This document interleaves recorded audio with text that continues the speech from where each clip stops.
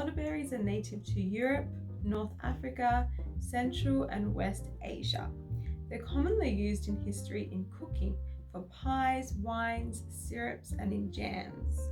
The North Americans often use elderberries in infections, for coughs, and for skin conditions.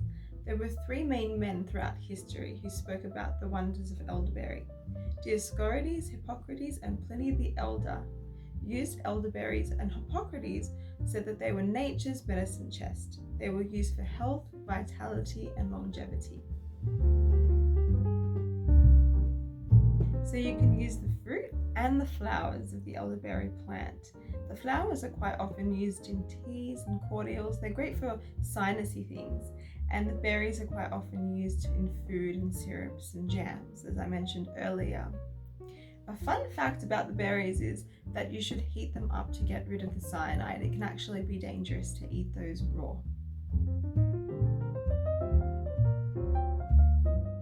Clinical trials on patients with influenza suggest that they take a standardized elderberry extract at the beginning of a cold or flu. We suggest that when patients get sick that they take 10 ml 3 times a day of elderberry extract. So elderberry's main actions are antiviral, anti-inflammatory, ulcerative, antioxidant, diuretic, and astringent.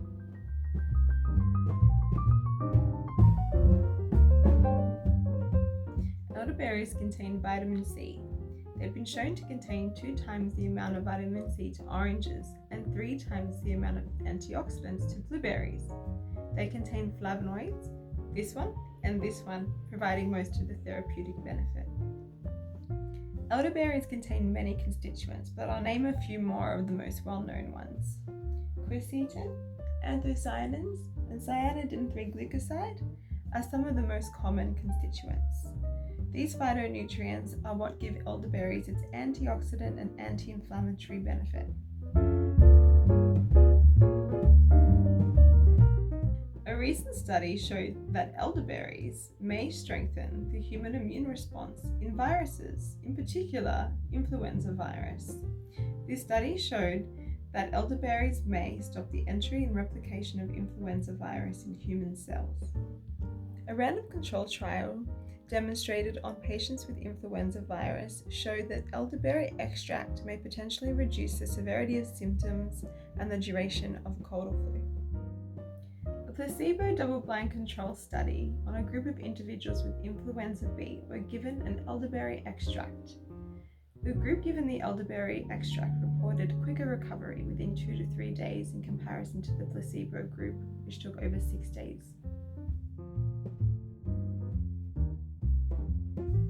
The World Health Organization understands that there are now limitations with antibiotic use and antibiotic resistance.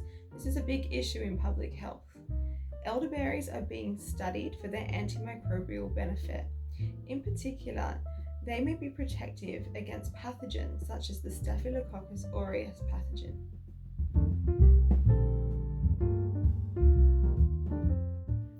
So to summarize, elderberries have traditionally been used in food like wine, jams, pies, and syrups.